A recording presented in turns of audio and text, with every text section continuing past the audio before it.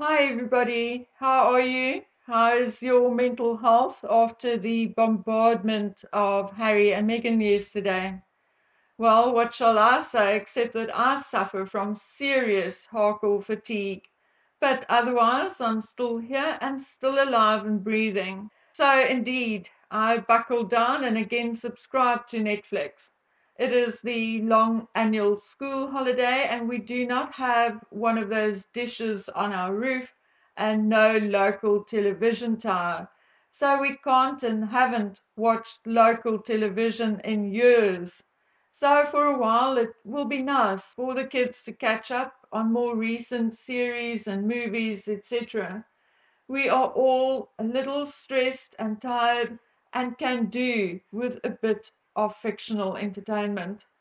Yes, folks, things are not looking pretty here in our country and even worse in our town.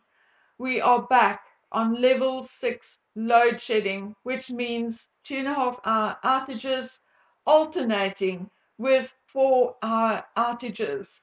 These 4 hour outages are causing the pumps at our waterworks to shut down, and thus we have been warned to buy drinking water.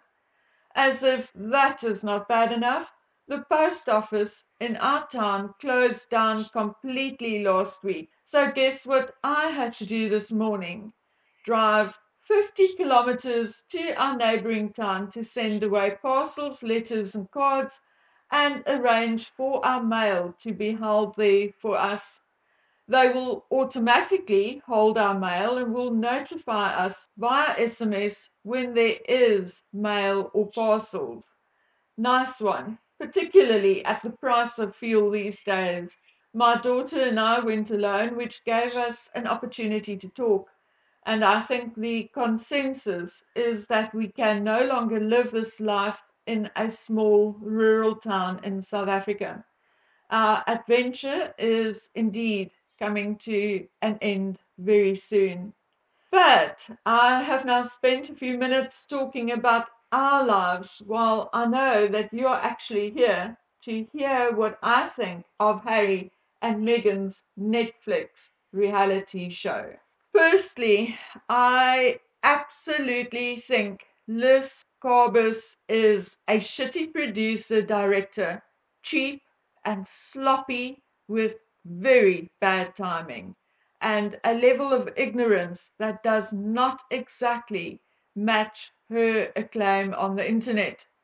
Seriously, my timing on my videos are sometimes a bit off, and on the occasion, due to power outages or life in general, I do not have the time to sit and cut clips to the precise second according to my narration. But Liz Corbus had 2 years, or at least she and her predecessor had 2 years. There is also sometimes a bit of a disconnect, jumping back and forth or jumping from one subject to the other. Not her finest moment or job, and working for a couple of local film producers in my much, much younger years, I do still remember a little bit about the editing process. Okay, so there is that. The first episode starts with a few disclaimers, one of which is that all interviews were completed by August 2022. Now, why did they feel the need to tell us that? What had changed between August and now? The Queen passed away. So, what did they take out, or what did they add in after the end of August? Now, wouldn't we like to know that? Episode 1 starts with an airplane taking off and an airport scene and some dramatic music. Really cheesy. And again, no credit to Liz Corbus here. Guaranteed, this is also some stock footage, and in my opinion, there is no place for stock footage in a documentary. it is cheap and lazy.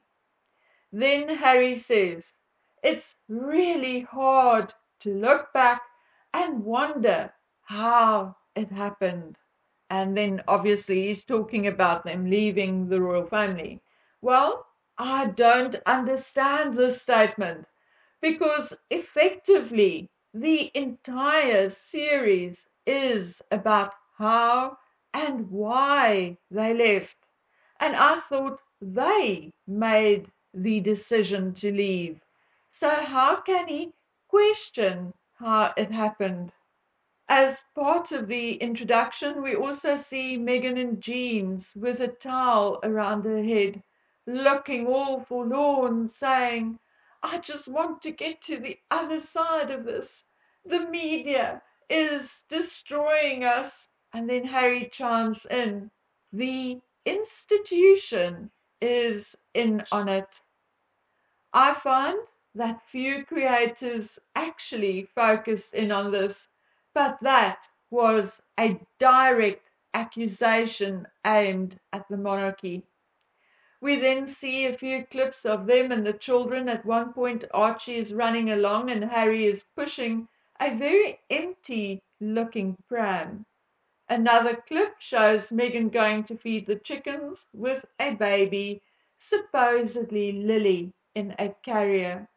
Meghan calls the series a video diary, and then the series actually launches.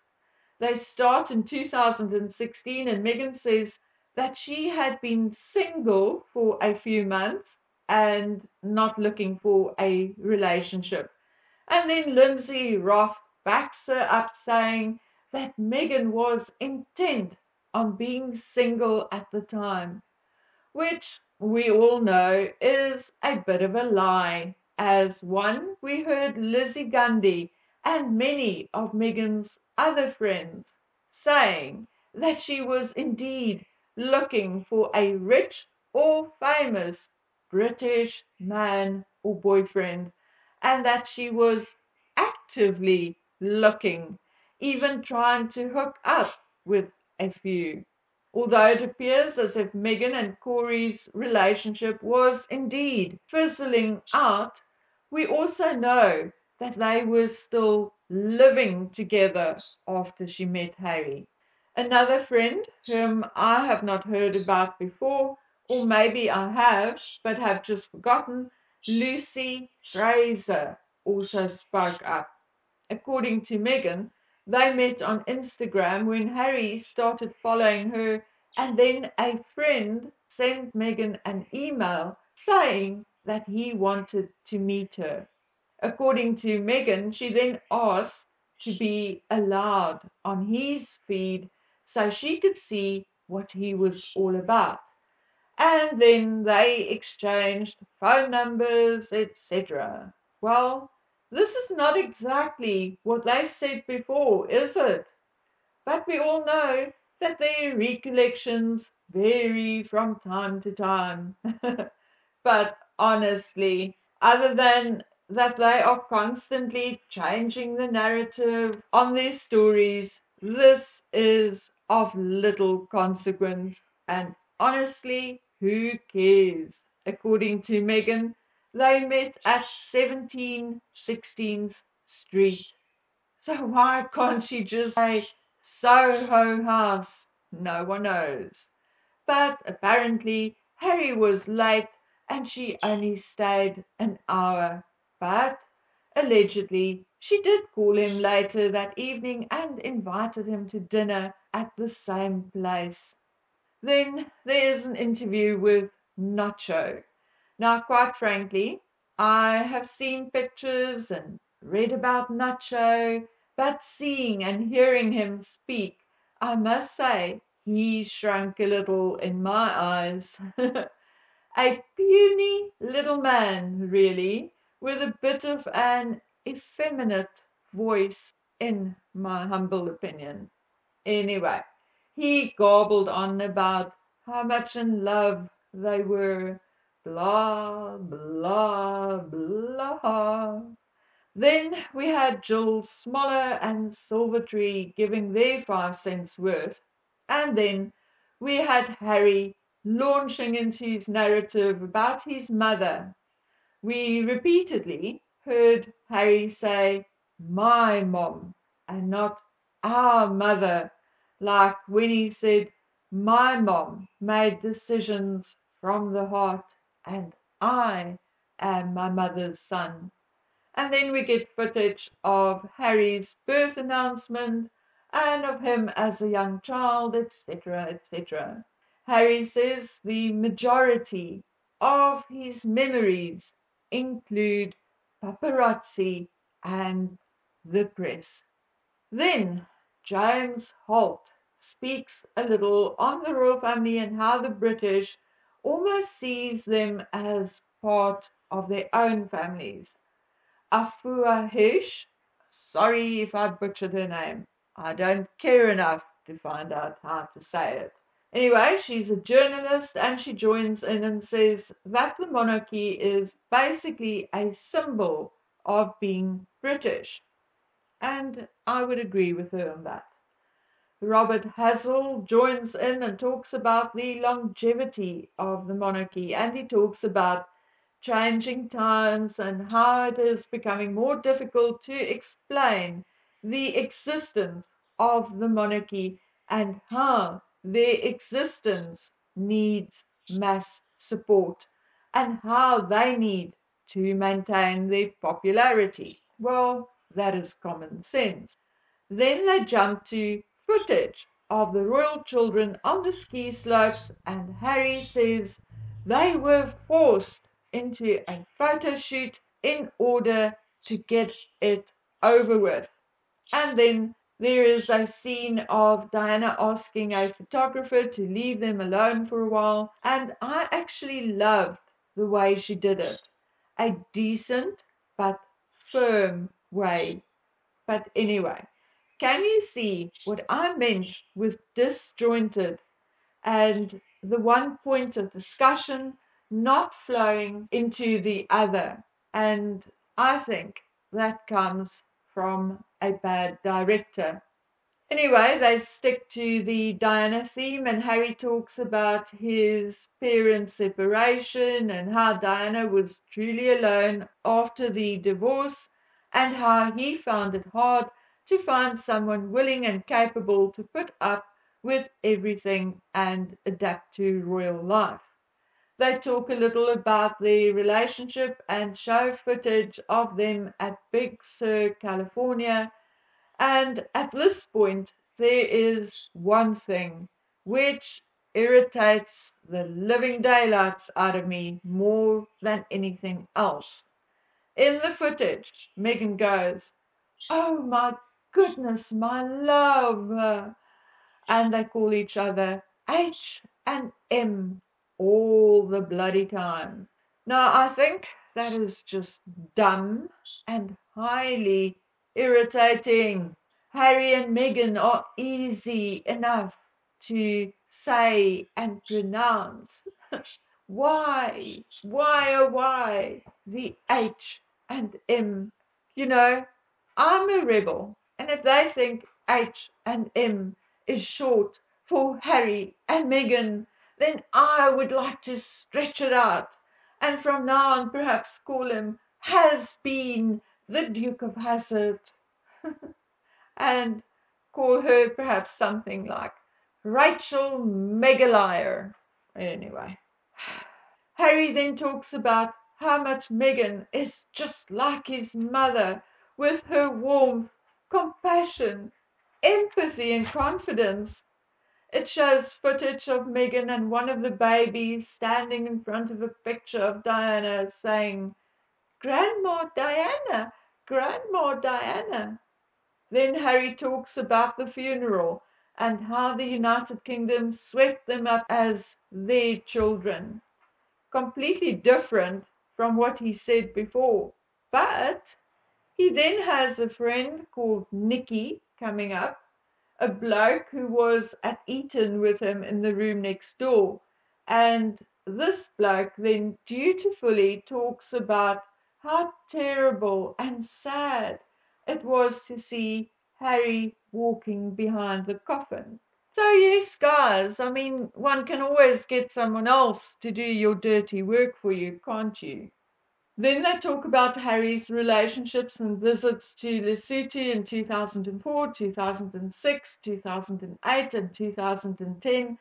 And Harry tells about how critical it was for him to share it with Meghan. And then they also have King Sisiwe up talking very flattering about Harry, etc. After that, they have Abigail Spencer popping up to talk about their relationship, as if we haven't already heard enough about it.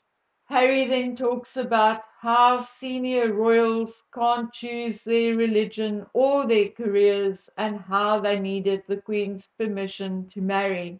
And then they also talk about how Jason now contacted them and told them that the story of their relationship was going to break the next day, and how they had one final night of freedom at a Halloween party with Eugenie and Jack. Anyway. Now, what I took away from the first episode is actually how unfortunate this liaison really was. It is clear that Harry was really head over heels in love and almost in awe of Meghan, and maybe she herself was indeed a little in awe. I mean, here is a guy, a real prince, and although not an oil painting, he is tall and well built, and his family lives in real castles and palaces and mansions and wear real jewels worth millions. Who wouldn't be in awe? It also shows that both of them are fantasists. Meghan, a bigger fantasist than Harry. I find Harry still immature and very stunted in his emotional growth. But I found it very, very sad that Harry actually thought he found the one person who was mature enough to handle the pressure of royal life and share in his passions. Yet now it turned out not to be true, because instead of joining him on his excursions to Africa and supporting him in growing his work in the one place he loved and really felt free, she manipulated him into leaving the royal family and whisked him away to the United States and her celebrity lifestyle, which is literally thousands of miles away from what he really loved. I found episode 1 rather boring, and it just left me with a drop of sadness for this man child who is under such a delusion that he is actually where he is supposed to be, when in reality he is an empty shell of who he was. My sympathy and empathy did not last long, though, and soon evaporated in episode 2. I'll be back within an hour or two, 3, with my thoughts on episode 2 and 3, as I'm just going to, my notes got mixed up, and I'm just going to do it all in one go. Okay? So until then, take care. Bye.